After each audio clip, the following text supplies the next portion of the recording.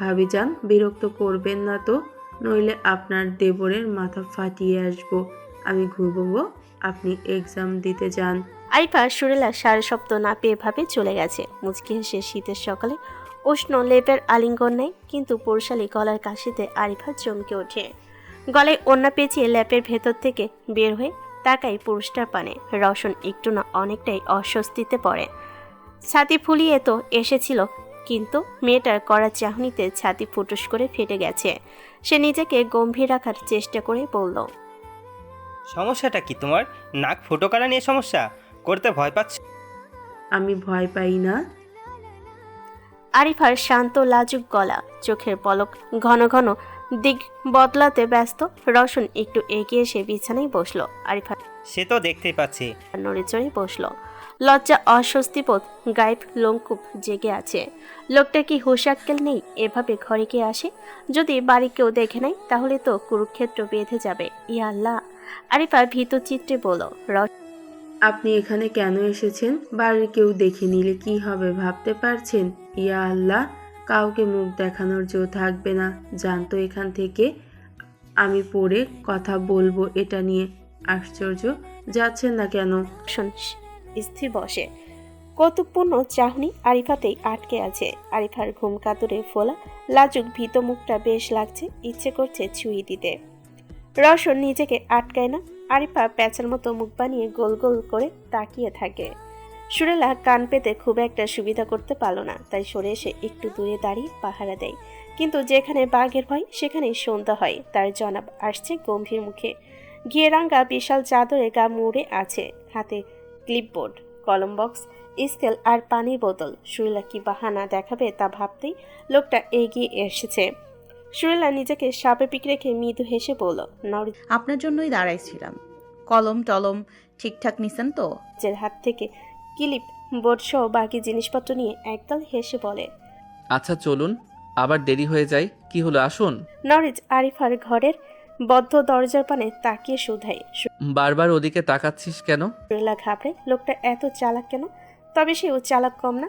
মুখ মুচড়ে বলে, আগে তুই, বিয়ের পর তুমি, আপনি তুই মিলে জগা খিচুড়ি। আবার ইদানিং দেখছি ঘরের ভেতর আপনি আর বাইরের তুই তুকারি। তুমিটা আত্মহত্যা করে নিচ্ছে। একটু ব্যাখ্যা দেবেন? রওশন কোথায় গেল? আরিফার ঘরে? আর তুই পাহারা দিচ্ছিস? সুরেলার মাথায় বাজ পড়ল। নরিজ সুরেলাকে উপেক্ষা করে একবার দুবার দরজা খটখট করে ধারণ শব্দে দরজা খুলে দেয়। সুরেলা নামক ব্যর্থ পাহারাদার বলিষ্ঠ পিঠের আড়াল হতে উকি দিয়ে ভেতরের দৃশ্য বলি যে দেখে। রওশন আরিফার দিকে ঘুরে আছে। আরিফাকে দেখা যাচ্ছে না সেভাবে, তবে মনে হচ্ছে দুজন ঘটনা ঘটাচ্ছে একটা। সুরেলা লজ্জা পেয়ে পিঠে মুখ লুকিয়ে নেই। দুজনের হুঁশ জ্ঞান নেই। দরজা খোলার শব্দ কানে ঢুকিনি। নরিজ খানিকটা ধমকে সুরে রওশন বলে ডাকলে দুজন এদিকে ফিরে। রওশন বিব্রত পরিস্থিতিতে ফেঁসে যায়। আরিফা পারে না লজ্জায় মিশে যেতে। অসায়ী চোখে চাই রওশন নামক লোকটার দিকে। রওশন নিজ হাতের মুঠোয় থাকা নাকের গয়নাটা দেখিয়ে বলে, নাকফুল বানিয়েছিলাম ওর জন্য, দেখছিলাম কেমন লাগে। উল্টাপাল্টা কিছু ভাববেন না, খবরদার। ভেতরে এসেছি 1 মিনিটও হয়নি। 2 মিনিট 40 সেকেন্ড। রওশন উঠে আসে, শার্টের পকেটে নাকফুল রেখে বলে, দেখো রিজ ভাই। বেরিয়ে যা এখান থেকে। আমি এসব সহ্য করব না। বিয়ে এখনো হয়নি, বুঝলি? Get out. নরিজের কাঠখোট্টা গলার প্রেক্ষাপটে আরিফা নত মাথায় বিছানার চাদর খুঁটে। লজ্জায় চোখের কোণায় জল জমেছে, যে কোনো সময় গড়িয়ে পড়বে। সুরেলা বড়সড় ভেঙচি কাটল। নিজের বেলা টনটনাটন, মানুষের বেলায় ঝনঝনাঝন। ছোট্ট একটা বিষয়, এত টানাটানি করার কি আছে বুঝি না। যেন নিজে ধোয়া তুলসী পাতা। রওশন বিরক্ত মুখে নরিজকে পাশ কাটিয়ে চলে যায়। সে চলে যেতেই নরিজ হালকা হাসল। আরিফাকে অস্বস্তিতে না ফেলে দরজা টেনে নিজেও বেরিয়ে আসে। সুরেলা মেনি বিড়ালের মতো মিউমিউ করে। ভাবটা দেখো, মনে হয় নিজের সাধু লোক। শান্তি বেগম খোঁচানি দিয়ে হেসেলে শুকনো পাতা ঠেলে দেয়। মাটির খোলায় শুকনা মরিচ ভেজে পাটায় রাখে। মরিচ বেটে তরকারি রান্না করবেন। 3 মাথা উঁচু করে রাখা চুলার ওপর পুনরায় খোলা ফেলে বাটিতে রাখা আটার খামি গরম খোলার ফেলে হাত দিয়ে ঠেলে ঠেলে গোল চাপড়া বানায়। ঢাকনায় ডেকে রাখা মরিচের বোটা ছাড়িয়ে নেয়। সিনান গরুর চারিতে খড়কুটো ও পানি সামান্য ভুসি ছিটিয়ে হেসেলে আসে। পাটায় মরিচ দেখে শান্ত গলায় বলে, শিল পাটা এদিকে দে, আমি বাইটটা দিতাছি, হাত জ্বলবো নি। শান্তি বেগম চমৎকার হাসলেন। তিনি পাটা ঠেলে দিয়ে বললেন, তোর হাত জ্বলবো না বাপজান। ব্যাঙের আবার সর্দি গরম। সিনান পিড়িতে বসে শিলপাটায় মরিচ বাটতে শুরু করে। শান্তি বেগম ছলছল চোখে চেয়ে দেখেন। মনে পড়ে না ছেলে বাড়িতে থাকতে তাকে কখনো মরিচ বাটতে হয়েছে নাকি। পাড়াপড়শি কত ঠাট্টায় না করত, তিনি মন থেকে দোয়া করেন ছেলের জন্য। কাল শাপলারে দেখতে আসছিল জানোস বাপজান? হুম তোর কিছু জানাইছিল কি? কাম ছিল তাই হাতে হুমতে থাকবার পারি নাই। সিনান স্বাভাবিক স্বরে প্রত্যুত্তর করল। শান্তি বেগম মেকি হাসেন। তিনি জানেন সিনকে কিছু জানাই নাই ওরা, কিন্তু ছেলে তার কত সুন্দর সম্মতি দিল শাপলাকে দেখতে আসবে, আর সিন দায় দায়িত্ব উপেক্ষা করে কামে ব্যস্ত থাকবে। এ যে অবিশ্বাস্য। তিনি সদ্য নির্মিত 2 উঠোনের টিনের বেড়ার দিকে স্থির দৃষ্টি রেখে বলল, কি না করছো চকুরের নায়িকা, কলজা সিরা দেওয়াই বাদ ছিল, আর আজ দেখ সব কয়টা হারামি। মেজাজ গরম করিস না তো। সিনানের খিটখিটে গলায় শান্তি বেগম চুপ করে গেলেন, তবে বেশিক্ষণ থাকতে পারলেন না। ডাকনা সারিয়ে চাপড়াটা উল্টে দিতে দিতে বললেন, রান্ধুমু কাঁচা মরিচ নাই। শাপলার মায়ের কাছে 2 ঘন্টা কাজ করতে চাইছিলাম, মুখ বিছনার মতো বানাইয়া কইল নাই, অথচ উপর মরিচের তালে মরিচ ধাই পাইছে। কয়তে পারলো না, কয়রা তুইলা নিয়ে রান্ধগা। সিন গ্রাহ্য না করে মায়ের কথা। শান্তি বেগম থামলেন না। বাড়তে একলা ভাল লাগে না। শাপলারে কত ডাকি আয় আমার কাছে, ডাল বাহানা দেখায় আইসে না। ওগোর টিউবওয়েল 2 দিন নাইতে গেছিলাম, উমা পরের দিন দেহি উঠানের বেড়া দিয়ে আটকায় দিল। সুপি গাইল যে রাজমিস্ত্রি নাকি কেমন কইরা চাইয়া থাকে, ছোট ছেঁড়া দেখলেই মুখ কুত্তার লাহান বানাইয়া চইলা যায়, যেন পয়সা গেছি। সিনান শিল্পাটায় শক্তি খাটাই, ঘটঘট ধ্বনি সৃষ্টি হয়। শান্তি বেগম মলিন মুখে বলতে লাগলো, ঈদের সুরে বা জামা কাপড় দিলে শাপলা সপিরেও দেওয়া বাদ দিস নেই, অথচ নিজে পুরান শার্ট প্যান্ট কইরা মাঠে গেছস, বাজার ঘাট যেন শুরু কইরা বর্গা দেওয়া জমির দেখভাল সব করছস। কোন সম্পর্কের খাতিরে? দুঃসম্পর্কেও তো কিছু লাগে না, আর এখন তারাই শত্রু ভাবে। সিনান মলিন হেসে বলল, দোস্ত তোরই, আমার থে না শুন না কেন তাগরে জোবান দিলি। শান্তি বেগমের মুখখানা চুপসে গেল। শাপলার প্রতি আমার টানটা মেলা, তাই কাছে রাখবার চাইছিলাম, তোর সাথে মানাইতো, কিন্তু তোরে তো ভূত ধরছে। সিনানের হাসি দীর্ঘতর হয়। শান্তি বেগমের রাগ হয়। চাপড়া নামিয়ে ধোয়া চাল হেসেলে তুলে দেয়। কাতর স্বরে বলেন, বাপ অহনো সময় আছে, শাপলারে ঘরে তোল, ওইসব ভূত মাথা থাইকা নামা, জীবনে মেলা সুখ পাবি। সিনানের চোখে মুখে বিরক্ত, কাঠখোট্টা গলাই বলল, শাপলারে আমি সুদের মতন আরেকটা বোন ভাবি, তারে বউ বানাইতে রুচিতে বাঁধবো না। চাচায় শেষ সময় হাতে ধরে একটা কথাই কইছিল, শাপলারে সুদের মতন বোন ভাইবা যেন আগলায় রাখি। শান্তি বেগম ভোতা মুখে ছেলের দিকে তাকাই। সিনান ভুরু কুচকে বলে, ওইসব বাদ দে তো, পাত্র দেখছস চেহারা সুরত কেমন। আমি কি জানতাম নাকি শাপলারে দেখবার আইব? মানুষজন আনাগোনা দেখা ফুস্তি দিয়াস দেখলাম উঠানে চেয়ার আর টেবিল পাতা, শাপলা শাড়ি পইরা নিচু মাথায় সবার কথার জবাব দিতাছে। পাশের বাড়ির ময়না ভাবি আর হের ব্যাটার বউরে দেখলাম মুরুবি পনা করতেছে। আমি যাই নাই, আর একটাবার কি কইতে পারতো না, এতই পর হইয়া গেছি। বলতে বলতে শান্তি বেগমের চোখ ভিজে যায়। শাপলা তো তার কোলে পিঠেই বড় হলো, কত শাসন ভালোবাসা অধিকার দেখালো। সিনান খ্যাক করে ওঠে। শান্তি কিছু হইলেই পান্দের পানি বের হয় তোর। বেগম ছেলে ছাড়িতে আঁচলে চোখ মুছে বটিতে জ্বালা কুমড়া কাটেন। সিনান আর চোখে চাই মায়ের দিকে। মরিচ বাটা হয়ে এলে আদা রসুন জিরা সংমিশ্রণে বাটতে শুরু করে বলে, তুই মনে করিস না কিছু, শাপলা ছোট মানুষ, তুই ওরে বউ বানাবি কইছিলি, তাই কিশোরী মনে ফুল ফুটতে শুরু করেছিল, বুঝছসই তো, রাগ করেছে ওরা। মায়ের আর কি মধ্যে কি কমতি আছে? তোর তো মায়ের পেটের বোন না, বিয়া করলে কি ক্ষতি হইতো? সব তোর জন্য হইছে। সিনান কিছু বলে না। শান্তি বেগম থমথমে মুখে শুধায়, সব সত্যি? ওই রমজান ভাইয়ের ছোট ছেলের লগে তোর ইটিস বিটিস চলে? কেরা কইছে তোরে? তার কল্লা আমি কাটমো। সিনান দাঁতে দাঁত চেপে খ্যাক করে ওঠে। শান্তি বেগম তার খ্যাকারিতে ডরে না, নিজেও তেজ দেখিয়ে বলেন। মিশা কথা, খা আমার মাথা। সিনান দমে যায়। হাসা কথা কও না, আবার মিশা কথাও কও না। শান্তি বেগম শানিত দৃষ্টি নিক্ষেপ করে। সিনান মাথা চুলকে হাসল। সেই হাসিতে লাজুকতার আভাস। খিটখিটে বদমেজাজি সিনান লজ্জা পায়। ভাবনার বিষয়। শান্তি বেগম শান্ত হয়ে শান্ত স্বরে ছেলেকে বোঝান। কিন্তু এমন না সিন, তোর মতন বুঝদার ছল কি কইরা এমন ব্যাককেল কাম করবার পারস? ওই সেরি আসমানের চান, তোর নাগালে জীবনেই আইব না। ওর বাপ ভাইয়ে তোরে মাইয়া হালাইব। সিনান হাসল শুধু, কিছু বলল না। শান্তি বেগম করুণ চোখে যায়। হাসোস কেন? ডর লাগে না? ওর বাপ চাচা তোরে আস্ত রাখবো। আর তুইও বুঝ, পিরিত করা ছেড়ি মানুষ ভালো হয় না। তুই ওরে বুইরা যা বাপ। ওই সুন্দর তাই পিছলা গেছস তাই না? সুন্দর থুইয়া পানি খাবি তুই? ওর থেকে সুন্দর বউ আইনা দিমু। তোর মর্জি না খারার কইয়ে দেখমু যে সুন্দর মাইয়া পাইলে খোঁজ খবর দিতে। তোর জ্ঞান দিতে কই নাই, কথা কস না। মেজাজ গরম হইলে মুখ আটকায় রাখবার পারবো না। সিনান শান্ত স্বরে সাবধানী বাণী শোনায়। শান্তি বেগম আমলে নেয় না, আরও স্নেহ ঢেলে বলল। আচ্ছা তুই বোঝ, ওই মাইয়া তোর ভাঙ্গা ঘরে সংসার পাততে আইব? বামনের ঘরে চাঁদের আলো আইলে খোঁজ চাঁদে আইসে না বাপ। আজগুবি স্বপ্ন দেখা বাদ দে।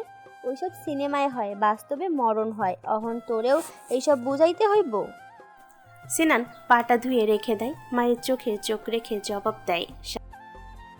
বামনের ঘরে চাঁদের আলো না আইলেও এই সিনের ভাঙা ঘরে চাঁদ নাই আইব।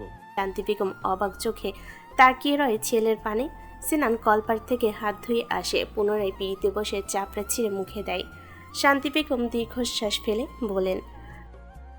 আচ্ছা আইলো তোর ঘরে আসমানের চাঁদ। তারপর কণ্ঠে ভৎসনা। সিনান আচানক শব্দ করে হেসে বলল। লজ্জা পাইলাম রে মা। তারপর তোর নাতি আইব, খুশি? শান্তি বেগম বিড়বি করেন। সিনানের হাসি থামার নাম গন্ধ নেই। একদম প্রাণ খোলা হাসি। হাসতে হাসতে চোখের কোণায় জল চিকচিক করছে। কতদিন পর এভাবে হাসল সে। আদৌ কখনো এতটা প্রাণোচ্ছল হাসি দেখা মিলতো? তোর বোনের কথা একবার ভাববি না? ওর শ্বশুর বাড়ির লোকেরা এমনিই সহ্য করতে পারে না। এমনটা হলে ওরা তো গেদিরে শান্তিতে নিঃশ্বাসটাও নিবার দিব না। মায়ের কথায় সিনান হাসি থামিয়ে বলল। আমার শখ আদরের দাম নাই, তাই না রে মা? ছেলের কাতর স্বরে শান্তি বেগম অসহায় চোখে চাই। এ কেমন শখ আহ্লাদ! তার বুঝদার ছেলেটা এতটা অবুঝ কেন হলো? সব দোষ ওই বালপাকনা মেয়েটার। আর তোর হঠাৎ মেয়ের জন্য দরদ উতলায়া উতলায়া পড়তাছে, হজম হইতাছে না। শান্তি বেগম বিস্ময় নিয়ে ছেলের দিকে তাকান। তোর কাছে আমি খারাপই। আমার ছল মাইয়াই উপর আমার তো দরদে আসে না। আমি তো খারাপ মা। শান্তি বেগমের গাল ভিজে যায়। শত লাথিমার সহ্য করে পেটে খিল আটকে পড়েছিল শুধু ছেলের স্নেহভরা মুখখানি দেখে। বাপ ভাই কত বলতো, ওই জুয়ারুর সংসার করণ লাগবো না, বাচ্চারাই খা, তুই আই, তোরে আবার বিয়া দিমু। সে যায়নি। কতটা ধকল সহ্য করেছে তাকে ছেলে বুঝবে? সিনান বিরক্ত মুখে বলে। এত পান্নের পানি কোন থেনে আসে তোর? সংসারে বালা মুসিবত কম, আরো ডাইকান। যা তো এনথেন, সবসময় তোর খ্যাক খ্যাক ভাল লাগে না। কি করছি যে আমার লগে এমন করিস তুই? তোর কানে এই সোনার দুল ওইটা সুরে দিছিল না বিয়ার দিন? তোর কানে কি করে? বেগম কানের লতিতে হাত দেন। দুলজোড়া খুলে নিয়ে ছেলের কোলে ফিক্কে মেরে বলে। সুর ফেরত দিছে এইটা? বড়লোকের বাড়ির বউ মানুষ এই দুল পড়ার সময় কয় ছিল তোর বউরে দিতে, জোর কইরাই দিছে। ভুল হইছে মাফ কর। আর যদি আমার কথা বিশ্বাস না হয় দুপুরে বোন জিগা গিয়া। দুলজোড়া তুলে তরকারি ঝুড়িতে রেখে বলে। ও দিল আর তুই দিলি? কইতে পারস নাই? না বলে ফালাই দিতে। চিন্তার বউয়ের গয়না কেনার ক্ষমতা রাখে, না রাখলে পড়লো না গয়না। কইলাম তো ভুল হইছে। শান্তি বেগম থমথমে মুখে রান্না করে। সিনান সেখানেই বসে রয়। কথা হয় না আর মা ছেলের মধ্যে। এরই মাঝে শাপলার মা এগিয়ে আসে। সিনান পিড়ি ছেড়ে উঠে দাঁড়ালো। সিনান বসেন চাচি। না বাবা, বসমু না। আসলে সফিডার শরীরটা ভালো নাই, আজ কামে যাইতে পারবো না, তাই কইতে আইছিলাম। কি হয়েছে শরীফ? ডাক্তার ডাকা লাগবো? সিনানের কথায় ভদ্রমহিলা নাবোধক মাথা নাড়ল। পেট খারাপ করছে। কাঞ্চিতলা যাইতেছে আর আসতেছে। সিনান ঠোঁট চোখ করে ও বলে। আর কিছু কইবেন চাচি? শাপলার মায়ের মুখে বিচলিত ভঙ্গিমা। কিছু বলতে তো চান কিন্তু বলতে পারবেন না, তাই চলে যাওয়ার জন্য পা বাড়ায়। সিন কি মনে করে পিছু ডাকলো। ভদ্রমহিলা ফিরে এলে সিনান ভনিতা ছাড়া বলল। চাচি যদিও কিছু বলার অধিকার নাই, তবু নির্লজ্জের মতন কইতাছি। শাপলা এখনো ছোট, ওর ঘরের সংসারে কি বুঝে? এইটুকু শরীরে বিয়ে দেওয়া লাগে উঠে পড়ে লাগতেছেন কেন? 2-1 বছর যাক না। শাপলার মা থম মেরে রইলেন কতক্ষণ, তারপর রাগ ঢাক না রেখেই বলেন। তোমার লগে শাপলার বিয়ার কথা কিছু মাইনসে হইলেও জানে। অহন তুমি বিয়া করবা না, আমার শরীর তো বদনাম হইব। তুমি যদি অহন বিয়া কইরা বউ আনো, সবাই শাপলার নামে কুৎসা রটাইব।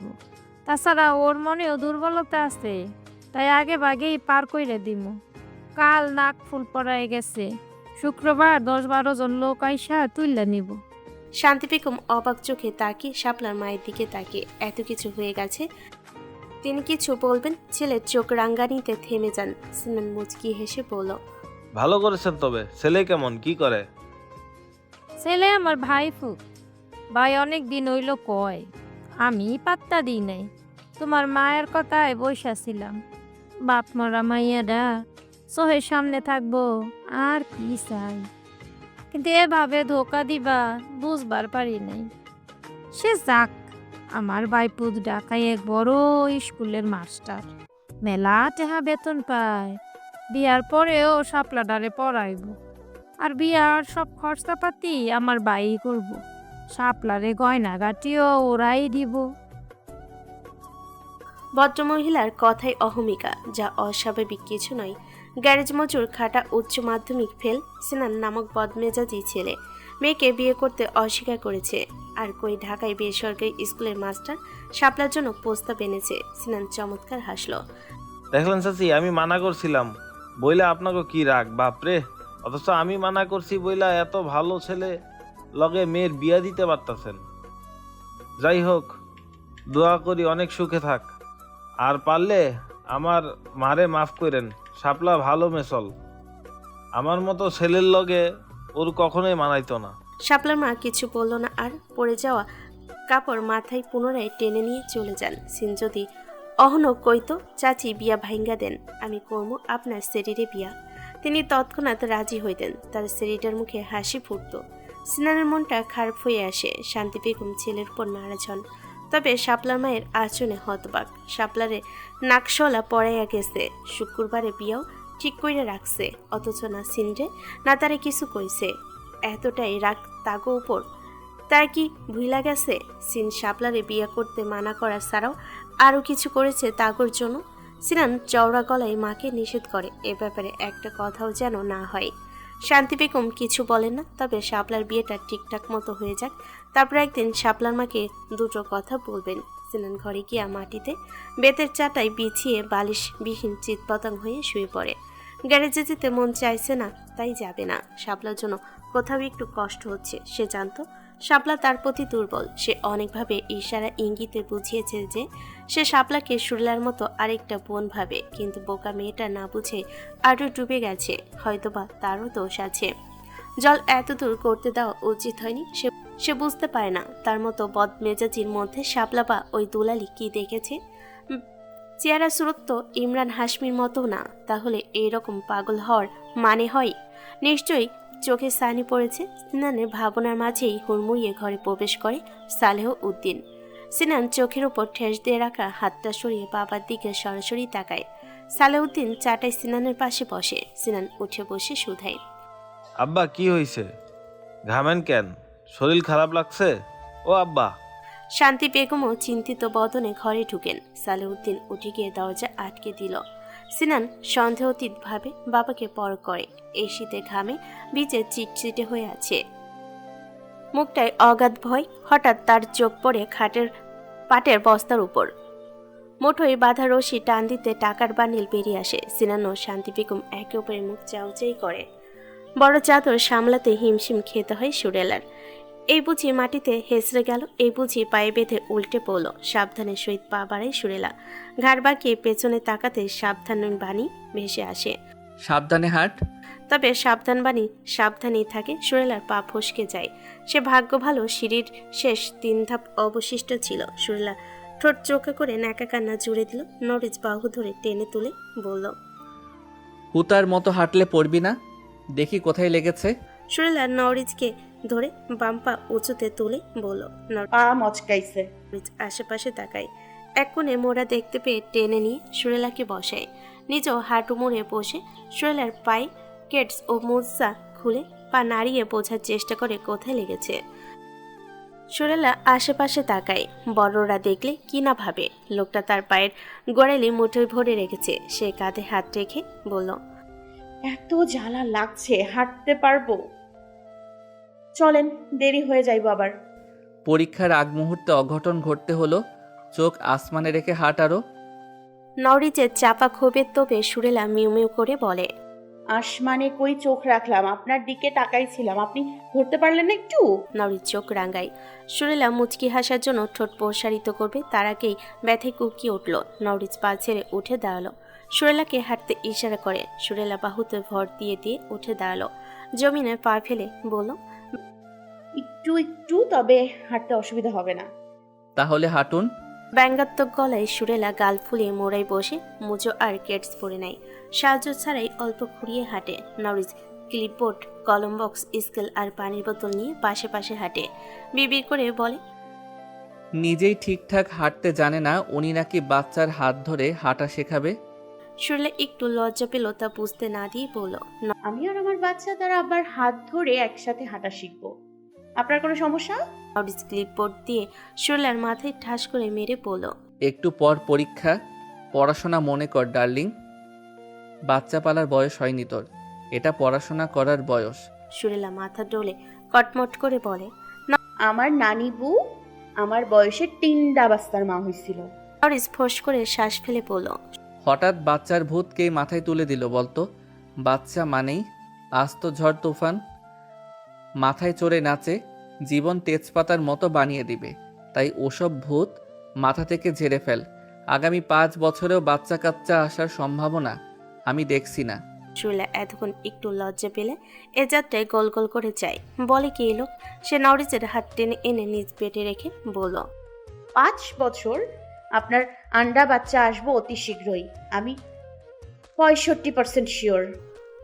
নরিজ পেটে থাবা বানিয়ে খামচে দিল। ফিসফিসিয়ে বলল, সুরেলা আর আমি 100%। মানে? তার চোখে খুশি ঝিলিক। নরিজ বোরখার উপর দিয়ে পেটে চাপ বাড়িয়ে মৃদু হেসে অবিচল ভঙ্গিতে বলল, ডার্লিং কেউ আসছে না। গ্যাস থেকে বমি বমি পাচ্ছিল আপনার। আর পিরিয়ডের ডেটটাও আরও 4 দিন পর আসবে। টক খেতে মন চাইলেই পেটে বাচ্চা আসে না, বুদ্ধ বিবি সাহেবান। নরিজ সুরেলার গাল টেনে দেয়। সুরেলার অল্প সময়ে বোনা সমস্ত আশা নিরাশায় পতিত হয়। স্নিগ্ধ শোভন মুখটা মলিন হয়ে আসে। নরিজ তা খেয়াল করে কাজ জড়িয়ে হাঁটে, বুঝদার সুরে বলে, মাধ্যমিক উচ্চ মাধ্যমিক শেষ করুন আগে, তারপর ভেবে দেখা যাবে। এখনই বাচ্চা, আপনি নিজেই তো বাচ্চা মেয়ে। বিবাহিত জীবনটাকে উপভোগ করুন, স্বামীর ভালোবাসা উপভোগ করুন। বাচ্চা কাচ্চা এলে তো তাদের পেছনে ছুটতেই ফুরসত মিলবে না। সুরেলা বুঝতে পারে, তবুও মন খারাপ হয়ে আসে, তাই কিছু বলে না। নরিজ বারান্দায় গাল ফুলিয়ে বসা সুভাকে দেখতে পেয়ে সুরেলাকে ছেড়ে দূরত্ব মেপে হাঁটে। পেছন থেকে সুভার ছুটি টেনে দিয়ে বলল, সুভাষিনী মুখে কি মেখেছেন? কেমন ভয়ঙ্কর লাগছে আপনাকে। আপনার বড় বৌমা একটুর জন্য জ্ঞান হারায়নি। অবুঝ সুভা মুখ হাতটাতে লাগলো। সে তো মুখে কিছুই মাখিনি, তাকে ভয়ঙ্কর লাগবে কেন? সে সুরেলার দিকে তাকিয়ে বলল, ও বড় বউ, আমার মুখে কিছু আছে কি? আমি তো কিছুই লাগাইনি। তোমার বর বুড়ো হয়ে গেছে, চোখে ছানি পড়েছে, ডাক্তার দেখিয়ে চশমা লাগিয়ে দাও। সুরেলা না চাইতেও একটু হাসলো। নরিজ মুখটা গম্ভীর বানিয়ে বলল, আমি বুড়ো হয়ে গেছি? আমার চোখে ছানি পড়েছে? হ্যাঁ তো, তাই তো ভুলভাল দেখছো। নরিজ সুভার গালে টোকা দিয়ে বলল, ঝগড়ুটে আমি ভুলভাল দেখছি না। কেমন প্যাঁচা মুখ বানিয়ে রেখেছেন তাই বলছি। কি হয়েছে? আমার মন খারাপ, মাদের কথা মনে পড়ছিল, বাবাকে বলতেই বকে দিল। আমি বাবার সাথে যাবই না বিদেশে, আমি তোমাদের সাথে থাকবো। রাখবে না আমাকে? চড়ুই পাখির মতো এতটুকুনি তো খাই। সুভার ছেলে মানুষই কথায় নরিচ হালকা শব্দ করে হাসলো। এ যেন রূপসার ছোটবেলা। চাচা যান ধমক দিলে রূপসাটাও এভাবে এসে বলতো, আমাকে তোমাদের কাছে রেখে দাও। রূপসার কথা মনে আসতে নরিচের হাসি থেমে যায়। অনেকদিন হলো দেখা হয় না পিচ্ছিটাকে। সে সুরেলার দিকে তাকিয়ে বলল, রূপটার জেরক্স কপি এই সুবাসিনী। রূপ এলে দুটোর একসাথে গোটা কয়েক ছবি নিতে হবে। সুরেলা চোখ পিটপিট করে। এবারে সব মেয়েরাই দেখতে মাশাল্লাহ পরীর মতো। আচ্ছা, তার মেয়ে হলেও কি রূপ সুবা ছবি আপা বা নরিন আপার মতো হবে? আমি তো হিংসুটে মেয়ের মতো মোটেই নয়। ও ফোন দিয়ে শুধু বকে আমাকে। আমি কি ওর আদর কেড়ে নিচ্ছি? ও তো আমাদের সাথেই থাকে না, তাহলে সবাই ওকে আদর কিভাবে করবে? ও খুব বোকা।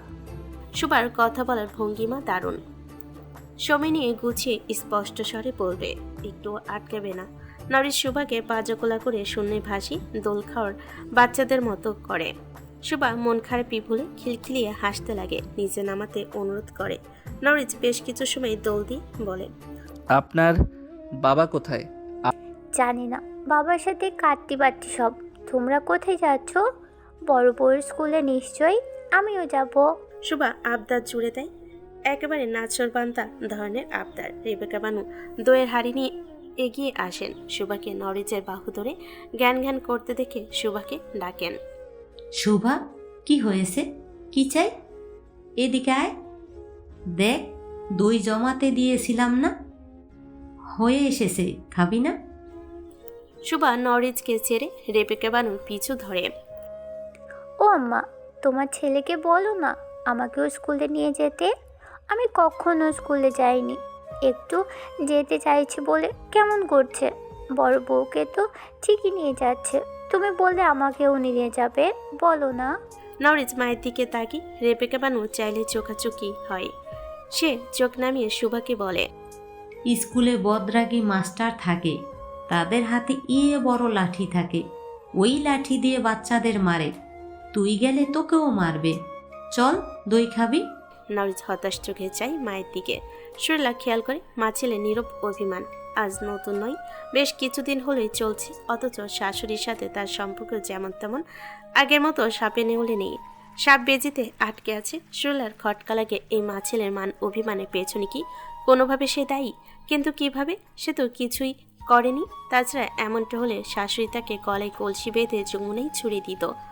ওদিকে ভয়ও কাজ হয় না। সুবা জেদ ধরে এসে যাবেই। নোমান মাহবুব এসে ছেলেকে হুকুম দেয় স্কুল ঘুরিয়ে আনতে। সুবা খুশি হয়ে সামিনা বেগমের কাছে ছুটে। ছোট আম্মা পরীর মতো সুন্দর করে সাজিয়ে দেয় কিনা।